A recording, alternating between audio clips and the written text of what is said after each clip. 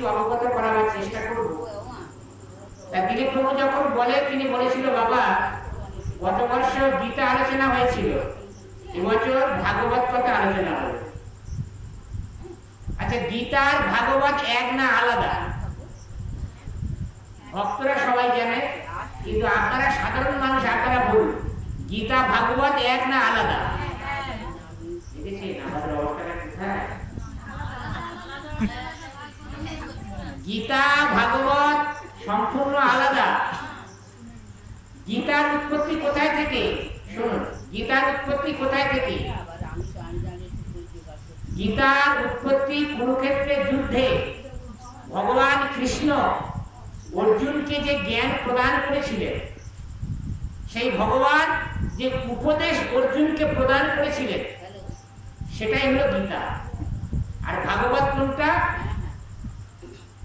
গীতা কারোর লেখা না, স্বয়ং ভগবানের মুখের কথা। আর ভাগবত হলো ব্যাসদেবের লেখা। এই ভাগবতের জন্ম কখন হলো? না, ব্যাসদেব ভাগবত লেখার আগে 17টা পুরাণ লিখেছিলেন। যে 17টা পুরাণে ধর্ম, অর্থ, কাম, মোক্ষ এই চতুর্বর্গের ফল কি করে পাওয়া যায়, সেই সব পুরাণে বর্ণিত আছে। আর আমরা সমাজে সেই 4টে ফল নিয়ে আমরা ভাবি যে আমাদের সব প্রাপ্ত হয়ে গেছে। আগে ধর্ম করো। চতুর্বর্গের মধ্যে প্রথমটা কি? ধর্ম। আগে ধর্ম কেউ যদি করে, ধর্ম করলে কি হবে? অর্থ আসবে। আর অর্থ এলে কি হবে? মনের যত কামনা বাসনা আছে, আমার একটা 5তলা বাড়ির দরকার, সেটা হবে। আমার 2টো গাড়ির দরকার, সেটা হবে। আমার টাকা পয়সার দরকার, সেটা হবে। যত জাগতিক বিষয় আছে, অর্থ এলে সব মনের বাসনা পূর্ণ হবে। ভালো 5 স্টার হোটেলে গিয়ে খাবো, ভালো করে ঘুরে বেড়াবো, সব মনের বাসনা পূর্ণ হবে। তাহলে ধর্ম, অর্থ, কামনা বাসনা পূর্ণ হলো কাম। অবশেষে যখন মানুষ বৃদ্ধ হয়ে যাবে, তখন সে কি ভাববে? না, জমের হাত থেকে রেহাই পাওয়ার জন্য তখন সে একটু ধর্মের কর্মের দিকে মন দেবে, মানে মুক্তির পথে সে এগিয়ে যাবে। কিন্তু ভাগবতম শিক্ষা দিচ্ছে। ভাগবতের প্রহ্লাদ চরিত্র বলছে যে ভাগবত বা ভগবানের দিব্য নাম শুরু করতে হয় কোন বয়স থেকে? কৌমারাত আচরায় প্রাজ্ঞ, মানে কৌমার বয়স থেকে ভগবানের দিব্য নাম কীর্তন করা শুরু করতে হয়। ঠিক আছে? না, ধর্মের কথা করো। মেয়েরা নিজেরা গল্প শুনবে না? হ্যাঁ, গল্প সব আগেই যাবে। কৌমার বয়স থেকে ভগবানের দিব্য নাম জপ করা শুরু করতে হয়। আর আমাদের সমাজে কি শিক্ষা আছে? এত অল্প বয়সে কি আর হরিনাম করতে হয়?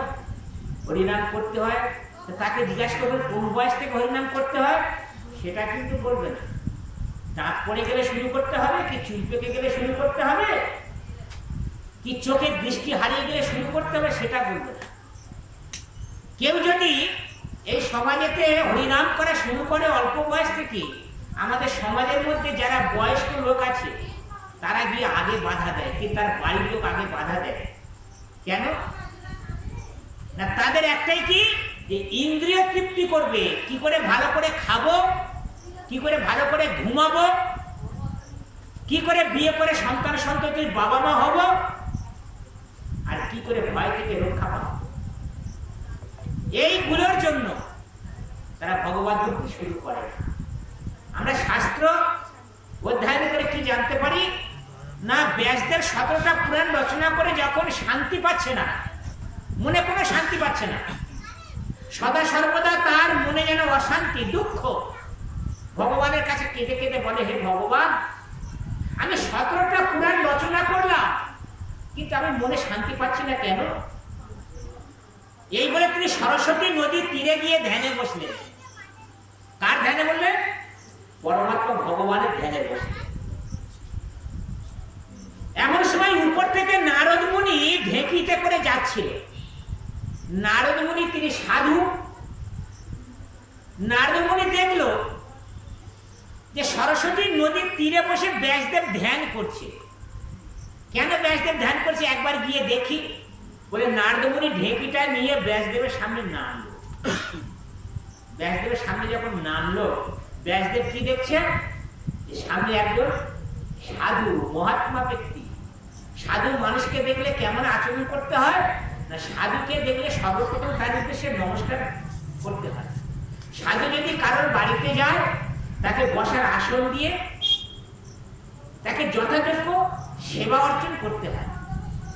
তার নারদমুনিকে দেখে ব্যাসদেব তাকে প্রণতি নিবেদন করলে, প্রণতি নিবেদন করে নারদমুনিকে বলছে, হে প্রভু, আপনি তো ভগবানের অন্তরঙ্গ ভক্ত, আপনি এই 14 ভুবনে সব জায়গায় ঘুরে বেড়ান, ভগবানের অন্দরমহলে একমাত্র আপনি প্রবেশ করতে পারেন, তাহলে আপনি কৃপা করে বলবেন আমি কেন মনে শান্তি পাচ্ছি না? তখন নারদমুনি বললেন, আপনার মনে শান্তি না পাওয়ার কারণ হলো আপনি ইতিপূর্বে যে 17টা পুরাণ রচনা করেছেন, সেই 17টা পুরাণ রচনা করে মানুষ কেউ ভক্তি করে না। ভক্তি জিনিসটা কি তারা জানে না। তারা সদা সর্বদা অর্থের পিছনে দৌড়চ্ছে, বিষয়ের পিছনে দৌড়চ্ছে, কামনা বাসনা কি করে পূরণ হবে তার পিছনে দৌড়চ্ছে। জগতে সবাই ভক্তি শূন্য হয়ে, ভক্তিবিহীন হয়ে অন্ধকারের প্রতি এগিয়ে যাচ্ছে। বুঝা গেল? তখন ব্যাসদেব বলেন, প্রভু তাহলে আপনি আমাকে উপায় বলুন, এমন কি কাজ করলে আমার যেমন কল্যাণ হবে তেমনি জগৎবাসী সকলার কল্যাণ হবে। তখন নারদমুনি ব্যাসদেবকে বললেন, আপনি এমন একটা পুরাণ রচনা করুন যে পুরাণের মধ্যে শুধু ভগবানের রূপ গুণ লীলার কথা বর্ণনা করা থাকবে, যে পুরাণের মধ্যে ভগবানের ভক্তদের দিব্য চরিত্র বর্ণনা করা থাকবে, যে পুরাণের মধ্যে ভগবত ভক্তি ছাড়া অন্য কিছু থাকবে না। সেই পুরাণের নাম হলো অমল পুরাণ শ্রীমদ ভাগবত। অমল মানে যে পুরাণে কোনো মল নেই। আপনি মহাভারত শুনবেন, মহাভারত শুনে কি জানতে পারবেন? জ্ঞাতি ভাইদের কিভাবে যুদ্ধ হয়েছিল, কিভাবে রাজ্য জয় করতে হয়েছিল, কিভাবে এক রাজা আরেক রাজাকে পরাজিত করেছিল। আপনি রামায়ণ শুনবেন, অ্যাকচুয়ালি রামায়ণ মহাভারত কেউ পুরাণ না, এগুলো সব উপপুরাণ। ঠিক আছে? পুরাণ শুনতে হবে অমর পুরাণ ভাগবত। এই ভাগবত শুনলে মৃত্যু পথযাত্রী ব্যক্তিও তিনি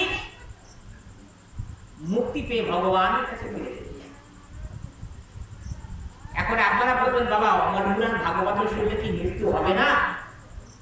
মৃত্যু জগতে সকলের হবে। যারা হরি ভজন করছে তাদেরও মৃত্যু হবে, যারা হরি ভজন করছে না তাদেরও মৃত্যু হবে।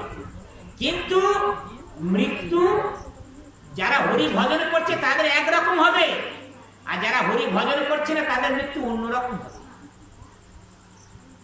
তা ব্যাসদেবকে এই ভাগবত রচনা করা উপদেশ দিলেন নারদমুনি। সেই দিনটা কবে? সেই দিনটা হলো আগামীকাল অক্ষয় তৃতীয়ার শুভ।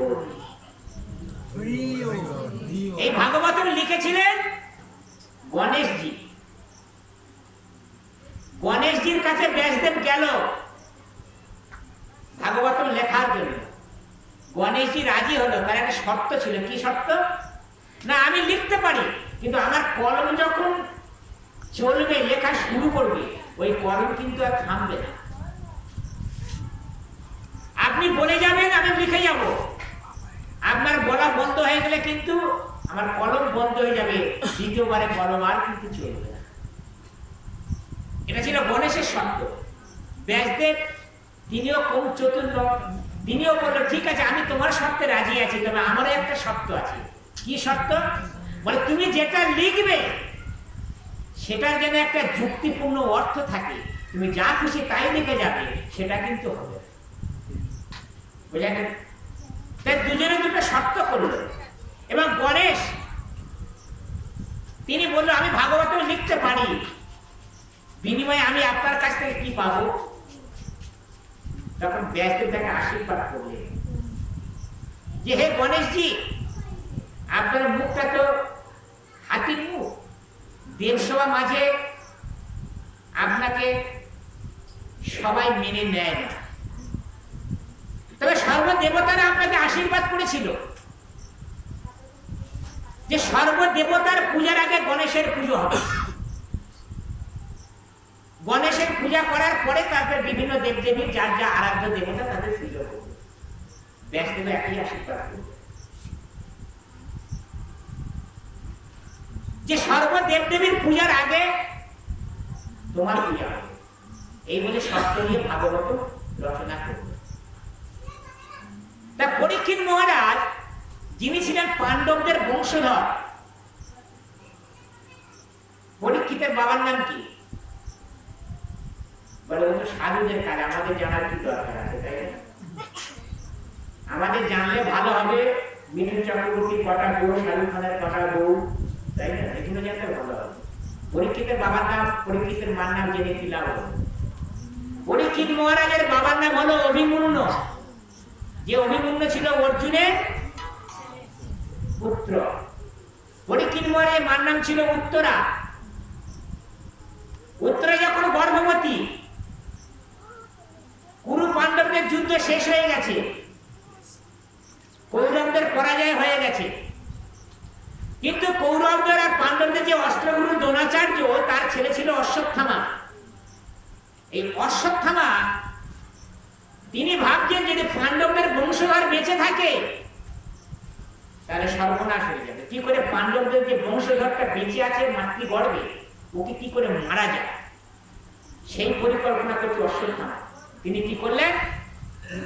ব্রহ্মাস্ত্র নিক্ষেপ করলেন, যে ব্রহ্মাস্ত্র বর্তমানে অ্যাটম বোম বলে। পৃথিবীর কোন প্রান্তে যদি একটা অ্যাটম বোম ফেলে দেওয়া হয় তাহলে সারা পৃথিবী ধ্বংস হয়ে যেতে পারে। ঠিক ব্রহ্মাস্ত্র যার উদ্দেশ্যে নিক্ষেপ করবে তার মৃত্যু অবশ্যম্ভাবী, তাকে কেউ বাঁচাতে পারে না।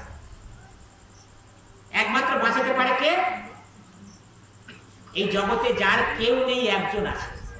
আমরা বিপদে পড়লে কিন্তু ওইটা আমাদের মনে আসে। ছেলে যখন দুঃখ দেবে, মেয়ে যখন দুঃখ দেবে, স্বামী যখন দুঃখ দেবে, স্ত্রী যখন দুঃখ দেবে, আত্মীয় বর্গ যখন দুঃখ দেবে, এই সমাজে যখন কেউ দেখবে না, তখন কিন্তু সেই অনাদির আদি হরি গোবিন্দের কথা মনে করবে। হে ভগবান, জগতে যার কেউ নেই, একমাত্র তুমি আছো। তাহলে এই অস্ত্র বাঁচাতে পারে একমাত্র সেই চক্রধারী নারায়ণ। অশ্বত্থামা ব্রহ্মাস্ত্র ছেড়ে দিয়েছে, ক্ষণিকের মধ্যে উত্তরার গর্ভে গিয়ে তার গর্ভজাত সন্তানকে নষ্ট করে দেবে। চক্রধারী নারায়ণ কৃষ্ণের রথে বসে আছে।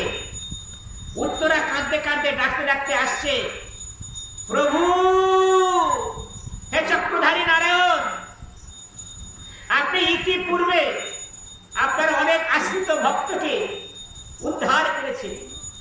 আমার গর্ভে যে নবজাত শিশু আছে, আপনি তাকে রক্ষা করুন। আমি মরে যাই, কিন্তু আমার গর্ভের সন্তান যেন না মরে। একমাত্র আপনিই পারবেন এই বিপদ থেকে আমাকে উদ্ধার করতে। নারীর কণ্ঠস্বর কৃষ্ণ শুনতে পাচ্ছে। কৃষ্ণ বুঝতে পারছে যে অশ্বত্থামা ব্রহ্মাস্ত্র নিক্ষেপ করেছে। একমাত্র উদ্ধারের উপায় হলো কি না, আমি যদি উত্তরার গর্ভের মধ্যে প্রবেশ করি তাহলে নবজাত শিশুকে রক্ষা করা যাবে, আর কাল বিলম্ব করা উচিত হবে না বলে ভগবান সঙ্গে সঙ্গে রথ থেকে নেমে তিনি উত্তরার গর্ভে প্রবেশ করলেন। উত্তরার গর্ভে যখন প্রবেশ করলো, উত্তরার গর্ভে কে ছিল? এই নবজাত শিশু পরীক্ষিত। তিনি দেখছেন মায়ের গর্ভে ভগবানের রূপ দর্শন করছে। ভগবানের রূপকে দর্শন করে মোহিত হয়ে গেল নবজাত শিশু। আমরাও প্রত্যেকে কিন্তু মায়ের গর্ভে ভগবানকে দেখেছি, বিশ্বাস করে। 7 মাস যখন বয়স আমাদের প্রত্যেকের হয়েছিল, সেই 7 মাস বয়সে মায়ের গর্ভেতে ভগবান দেখা দিয়েছিল। আমরা প্রত্যেকে ভগবানকে দেখেছি, দেখে ভগবানের কাছে প্রতিজ্ঞা করেছি, হে ভগবান, পৃথিবীতে জন্মগ্রহণ করে আমি তোমার দিব্য নাম করব, পৃথিবীতে জন্মগ্রহণ করে তোমার নামের প্রচার করব। ভগবান বলে কথা তো দিলে কথা রাখতে পারবে তো? কৃপা করুন প্রভু, আপনি আমাকে কৃপা করুন। এখন সেই নবজাতক শিশু জন্মগ্রহণ করতেই চায় না, কেন? বলে যে মাতৃগর্ভে আপনাকে দর্শন পেলাম, মাতৃগর্ভে যখন আমি আপনাকে পেলাম তখন আমাকে মায়ার জগতে জন্মগ্রহণ করে খিলাম। তখন ভগবান বলে, হে জীব, তুমি যদি জন্মগ্রহণ না করো তাহলে যে মায়ের গর্ভে আমি আছি, সে মায়ের গর্ভে তুমি আছো, সেই মা তো মারা যাবে, জন্মগ্রহণ তোমাকে করতেই হবে। তাহলে প্রভু আপনি কৃপা করুন, আমি জড় জগতে ভূমিষ্ঠ হয়ে আপনাকে দেখতে পাবো তো? আমরা সবাই বলেছিলাম দেখতে পাবো তো আপনাকে? ভগবান বলে হ্যাঁ দেখতে পাবে, তবে আমার এই রূপে হয়তো দেখতে পাবে না, আমার রূপে পরিবর্তন হবে। আমি গুরু রূপে সর্বত্র বিরাজ করব, আমি সাধু রূপে সর্বত্র বিরাজ করব। তোমার যদি চিনে নেওয়ার মতো নয়ন থাকে তাহলে তুমি চিনে নিতে পারো। তাই সদ গুরুদেবের চরণে আশ্রয় নেওয়া সকলের কর্তব্য। গুরুদেব তিনি ভগবানের অতি প্রিয়, তিনি ভগবানের প্রতিনিধি। ভগবানের কথা আমাদের জানাবার জন্য তারা এই জগতে আবির্ভাব হয়। গুরু কৃষ্ণ রূপ হয় শাস্ত্রের প্রমাণে। গুরু রূপে কৃষ্ণের কৃপা দেন ভক্তজনে। জীবের নিস্তার লাগি নন্দসুত হরি, ভুবনেতে প্রকাশ হলেন গুরুদেব। তাকে কোনোদিন মনুষ্য জ্ঞান করা উচিত নয়। তেমন গুরুদেবকে আমি আপনাদের দর্শন করেছিলাম। 2 বছর আমরা বড় অনুষ্ঠান করি, সেই অনুষ্ঠানের মায়াপুরীতে গুরুদেবরা আসে। হ্যাঁ, যাদের দেখার মতো সৌভাগ্য হয় তারা দর্শন করেছে, যাদের দেখার মতো সৌভাগ্য হয়নি তারা দর্শন থেকে বঞ্চিত হয়েছে। তাই পরীক্ষিত মহারাজ ভগবানকে দর্শন করে তিনি অতিশয় আনন্দিত হলেন। ভগবান নিজে উত্তরার গর্ভে প্রবেশ করে নবজাতক শিশুকে রক্ষা করলেন। তাই সেই ভগবান একমাত্র পারে আমাদের বিপদ থেকে উদ্ধার করতে।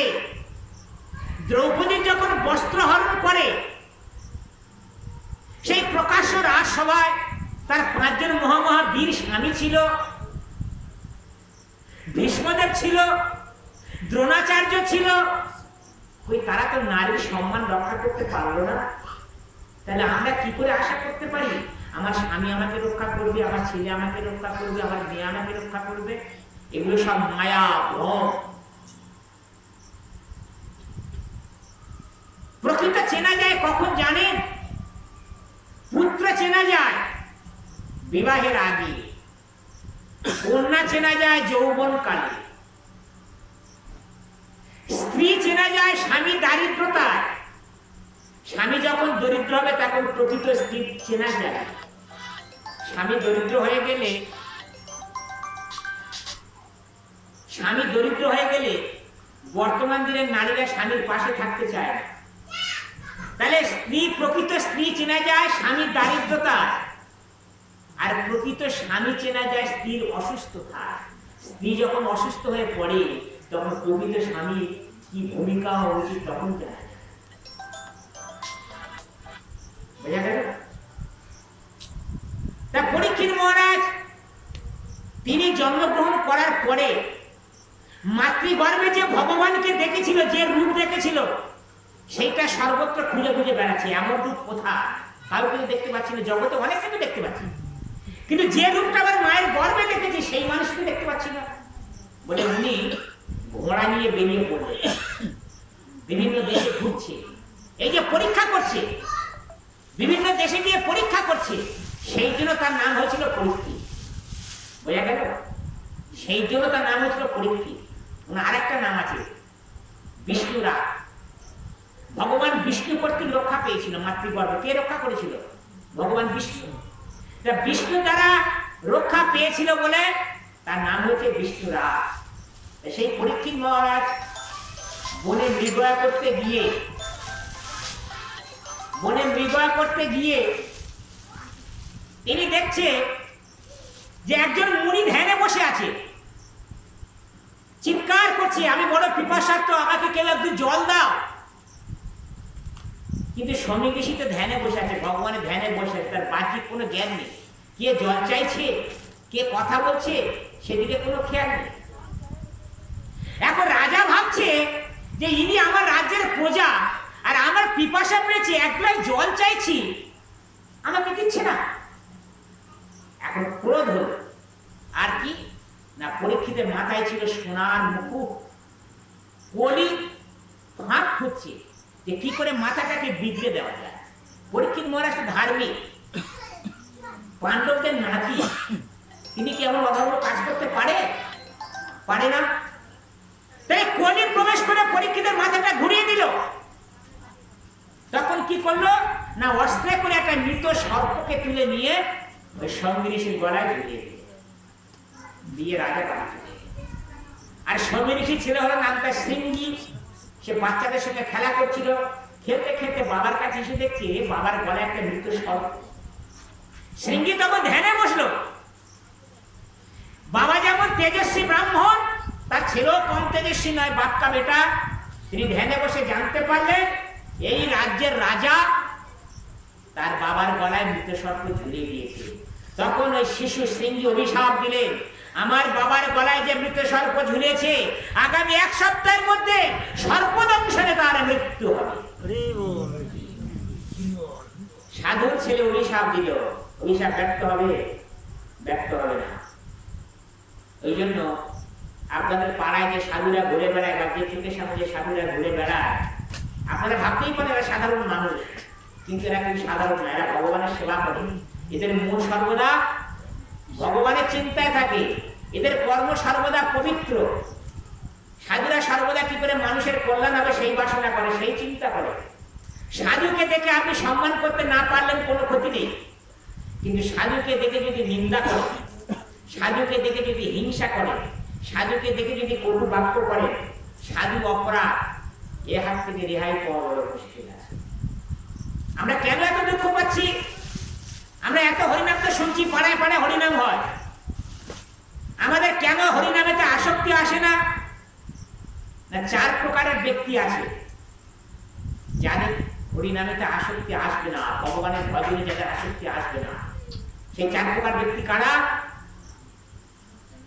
সেই 4 প্রকারের ব্যক্তি হলো মূঢ় ব্যক্তি, নরাধাম ব্যক্তি, মায়ার দ্বারা যাদের জ্ঞান অপহৃত হয়েছে তেমন ব্যক্তি, আর যাদের স্বভাবটা অসুরের মতো, আসুরি ভাবা সম্পন্ন।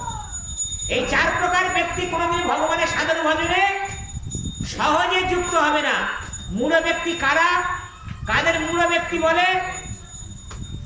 মূঢ় ব্যক্তি তারাই যারা সারাদিন গাধার মতো পরিশ্রম করে, সেই পরিশ্রমের শেষ নেই। সারাদিন কাজ থেকে যখন বাড়ি আসে, বাড়ি এসেও যে বাড়ি যে মহারানী থাকে তারও মুখ ঝামটা খায়, বলে বাইরেও জ্বালা, বাড়ি এসেও জ্বালা। যা অর্থ ইনকাম করে সব ছেলে মেয়ে সংসারে ভরণ পোষণে কেটে যায়, ভগবানের নামে একটা টাকাও খরচ করে না। তাহলে কি করছে? ইন্দ্রিয় তৃপ্তিতে সারা জীবন কাটিয়ে দিচ্ছে। এদের কাছে ভগবানের কথা বজ্রপাতের বলে মনে হয়। জটিলা কুটিলার কানে যখন কৃষ্ণের বংশীর ধ্বনি যেত, জটিলা কুটিলা বলতো কি, যেন বাজে পড়েছে বিনা মেঘে গগনেতে, যেন বাজে পড়েছে, মানে বাজের মতো লাগে, বজ্রাঘাতের মতো লাগে। আমাদের সমাজে অনেক ব্যক্তি আছে, মাইক বাজিয়ে কীর্তন হবে, বলে এদের খেয়ে দেওয়ার কাজ নেই, ঘুম হচ্ছে না, আমাদের ছেলে মেয়ের পরীক্ষা, মাইক বাজিয়ে কীর্তন হচ্ছে। আরে কীর্তনটা তো শুনতে তো আসবি না, মাইকের ধ্বনি কানে গেলেও তোর কল্যাণ হবে। এদের বলে মূঢ় ব্যক্তি, নিজেরা ভগবানের কথা শুনতে চাইবে না, আর নিজের বাড়ি ছেলে মেয়ে যা থাকবে তাদেরকে শুনতে দেবে না। নরাধাম ব্যক্তি কাদের বলে? যে নরের অধম, নরের অধম কারা? হ্যাঁ, কথাটা শুনলে একটু গায়ে বাজবে। মাইকে ধরে যাদের কানে যাচ্ছে, এই বর্তমানে যারা বড় বড় পলিটিক্যাল লিডার, এরা মুখে বড় বড় ভাষণ দেবে, তোমার মুখ করে দেবো, তুমুক করে দেবো, কাজের বেলা যেটা করবে সেটা কারোর বলবে না, শোনাবে না, আর যেটা শোনাবে সেটা করবে। শাস্ত্র এদেরকে বলছে নরধাম ব্যক্তি। এদের কোনদিন ভগবানের প্রতি ভক্তি আসবে না। আর কে মায়া অপরিত জ্ঞান, যাদের জ্ঞান আছে কিন্তু যে জ্ঞানটা মায়ার দ্বারা চুরি হয়ে গেছে, মায়ার দ্বারা সব ভুলে গেছে, তারা বড় বড় বৈজ্ঞানিক, দার্শনিক, কবি, বড় বড় ডাক্তার, অধ্যাপক, ব্যারিস্টার, যারা সমাজে বড় বড় সম্মানীয় ব্যক্তি, এদের জ্ঞান আছে কিন্তু জ্ঞানটাকে ভগবানের সেবায় লাগাচ্ছে না। এদের সহজে ভগবানের অতি আসবে না। আর কাদের? আসুরিক ভাবা সম্পন্ন ব্যক্তি, যাদের স্বভাবটা অসুরের মতো, এরা কোনোদিন ভগবানের সাধন ভজনের রতি আসবে না। আর 4 প্রকার পুণ্যবান ব্যক্তি আছে, যারা ভগবানের ভজনেতে যাদের রতি আছে। সেই 4 প্রকার পুণ্যবান ব্যক্তি কারা? আর্ত, অর্থার্থী, জিজ্ঞাসু, জ্ঞানী। এখানে অনেকে আছে হরিনাম শুনে শুনে বুড়ো হয়ে গেছে। আমিও পশ্চিমবঙ্গের বিভিন্ন প্রান্তে হরিনাম করে বেড়াই, হরিগাছি অনেক হরিনাম হয়, আমি শুনি, কানে আসে, অশাস্ত্রীয় কীর্তন হয়, ঠিক আছে। সারা বছর 365 দিন তো বছর আছে, দেখে দেখে কীর্তন দেবতা সেবা, দেবতাদের একাদশীর দিনে সেবা আছে, কীর্তন হচ্ছে একাদশীর দিনে সেবা আছে। নিজে যেমন পাপ করছে, আর সেই একাদশীর দিনে যারা এসে সেই সেবা করছে, প্রত্যেকের পাপ করছে, আর প্রত্যেকের পাপের ভাগ গ্রহণ করতে হচ্ছে। অশাস্ত্র। একাদশীর দিনে নিজে যেমন পঞ্চশস্য সেবা করতে নেই, পঞ্চশস্যের মধ্যে পাপ লুকিয়ে থাকে একাদশীর দিনে। সেই পঞ্চশস্য সেবা করা মানে পাপ সেবা করা। তাই সেই জন্য যে আর্ত, অর্থাৎ জিজ্ঞাসু, জ্ঞানী কাদের বলে? আর্ত মানে কারা? আর্ত কারা? আর্ত যারা বিপদগ্রস্ত হয়ে ভগবানের শরণাপন্ন হয়, তাদেরকে বলে আর্ত। যারা বিপদে পড়েছে, এমন অসুখে পড়েছে যে কলকাতার বড় বড় ডাক্তার আর সারাতে পারছে না, বড় বিপদ, কোনো ডাক্তার সারাতে পারছে না, ভেরত থেকে ফিরে এসেছে, বড় বিপদ। তখন কি হবে? বলে বাবা, যার নেই তার কেউ আছে, চক্রধারী নারায়ণ আছে, তার চরণে গিয়ে পড়ি। এই আত্ম বিপদে পড়ে যখন ভগবানের চরণে ঠাঁই নেয়, ভগবান তাকে কি ফিরিয়ে দেয়? ভাগবতমে গজরাজের কাহিনী শুনেছেন? গজরাজ, হস্তিরাজ, হস্তিরাজ সে ভেবেছিল আমার স্ত্রী ছেলে মেয়েদের নিয়ে সে সমুদ্রের পাড়ে খেলা করছিল, হ্যাঁ, আর সেই সমুদ্রে ছিল একটা কুমির। এই হস্তি যখন সমুদ্রের জল সেবা করতে গেছে, আর কুমিরে তার পা দুটো ধরে জলের দিকে টেনে টেনে নিয়ে যাচ্ছে।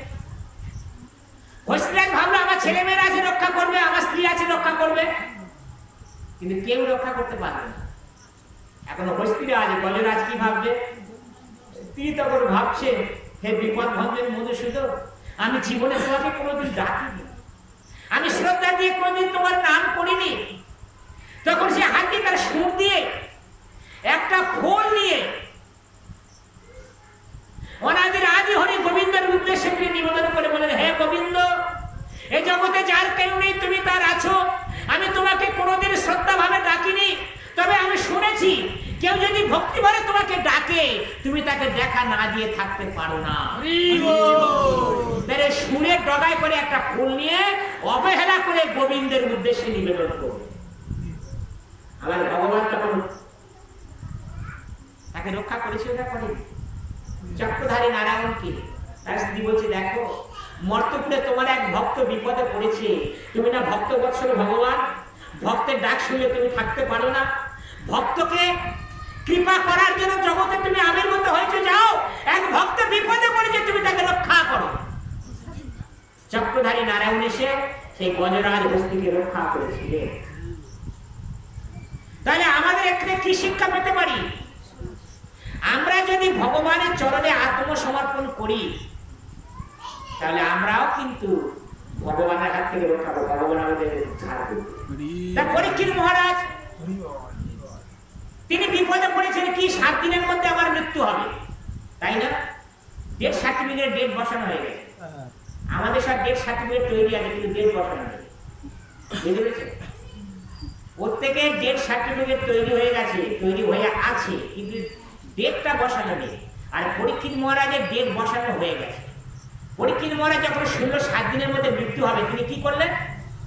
তিনি রাজ্য পাঠ সব ত্যাগ করে নিষ্কাম হয়ে ভগবানের সাধন ভজন করার জন্য সৎ গুরুদেবের খোঁজে বেরিয়ে। আর আমরা কি করি? আমাদের যদি ডাক্তার বলে দেয় তুমি আর 1 মাস বাঁচবে, আত্মীয় বর্গনা এসে পরামর্শ দেবে, যা খেতে চায় খাইয়ে। কথাটা শুনলে হাসি লাগে। যা খেতে চায় খাইয়ে দাও, ও এতদিন যা করেছে আরো বেশি পাপে ঝুড়িয়ে নে, ওর সামনে সাজিয়ে দাও। এই আত্মীয় বর্গরা কি করে? নিজেরাও যেমন জানে না মৃত্যু মতো যে একটি ব্যক্তিত্বের কি কর্তব্য, সেগুলো আমাদের বেঁচে থাকতে থাকতে ভগবানের চরণে শরণাগত হওয়া উচিত।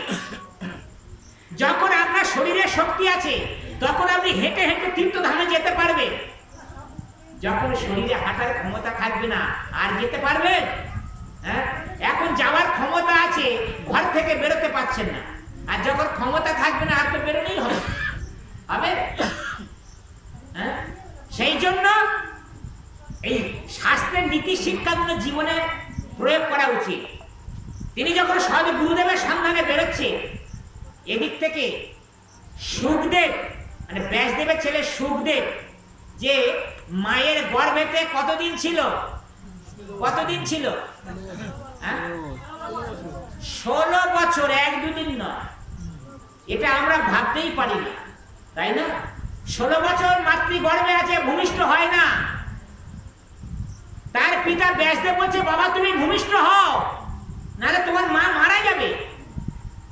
সুখদেব মাতৃগর্ভ থেকে বলছে এটা মায়ার জগৎ, এখানে যদি আমি জন্মগ্রহণ করি মায়া আমাকে জড়িয়ে ধরবে। তখন ব্যাসদেব বলছে বাবা তুমি আত্মারা মুক্ত পুরুষ, মায়া তোমাকে স্পর্শ করতে পারবে না, জড়া প্রকৃতি তোমাকে স্পর্শ করতে পারবে না, তুমি জন্মিষ্ঠ। 16 বছরের ছেলে মাতৃগর্ভে থেকে ভূমিষ্ঠ হলো। 16 বছর মায়ের গর্ভে ছিল, উলঙ্গ অবস্থায় হেঁটে হেঁটে যাচ্ছে, কালো কুচকুচে তার শরীরের চেহারা।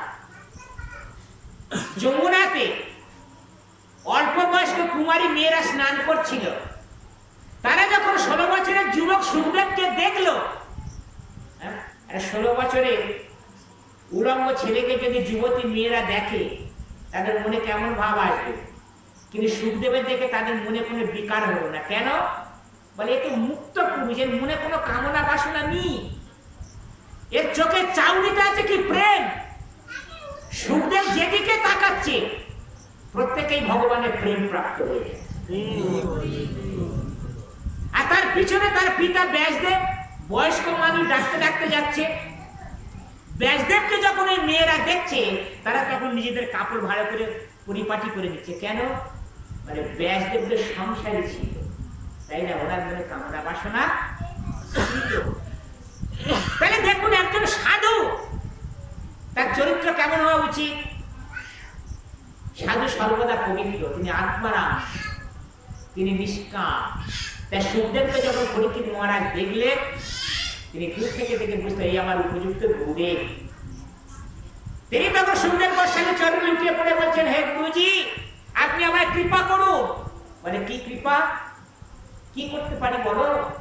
না গুরুজি আগামী 1 সপ্তাহের মধ্যে আমার সর্পদংশনে মৃত্যু হবে, আমি মহা পাপ করেছি, এক মুনি ঋষির গলায় মৃত সর্প ঝুলে দিয়ে আমি অন্যায় করেছি, পাপ করেছি, আপনি কৃপা করে পাপ থেকে মুক্তি পাবো। দেখুন অন্যায় করলে অনুশোচনা হয়, অনুশোচনা হয়। যে অন্যায় করে অন্যায়টা বুঝতে পারে সে অনুশোচনা করে, আর অনুশোচনা করলেই সে তখন নিজে উপলব্ধি করতে পারবে। কিন্তু আমরা ঝুড়ি ঝুড়ি পাপ করছি, আমাদের কোনো অনুশোচনা নেই। এত ঝুড়ি ঝুড়ি পাপ করে কি মনে হয় আমি কি পাপী নাকি? হ্যাঁ, আমি কি পাপী? আমি হরিনাম শুনতে যাব? বলে যারা পাপী তারা গিয়ে হরিনাম করছে, আমরা পাপী নই, আমরা পুণ্যবান ব্যক্তি। আমাদের সময়টা কোন কাজে ব্যয় করি? আর 3 রাস্তার মোড়ে তাস খেলে সময়টা ব্যয় করি, পাড়ার দোকানে গল্প করে সময়টা ব্যয় করি, পরনিন্দা পরচর্চা করে সময়টা ব্যয় করি। ভগবানের নামের কথা বললে বলে ওইটা করার সময় নেই, বাকি সব কাজ করার সময় আছে। সুখদেব গোস্বামী চরণে যখন লুটিয়ে পড়লেন পরীক্ষিত মহারাজ, তখন সুখদেব গোস্বামী বললেন যে আপনি পাপ থেকে মুক্তি পেতে পারেন, আমি যা বলবো তাই আপনাকে শুনতে হবে। গুরুদেব যেটা বলবে সেটা যদি আমরা শুনি, গুরুদেবের বাক্য যদি আমরা শিরোধার্য করে নিষ্ঠা সহকারে গুরুর বাক্য পালন করি, তাহলে গুরুদেবের কৃপায় কিন্তু আমরা সব পাপ থেকে মুক্তি হয়ে আমরা ভগবানের কাছে ফিরে যাব।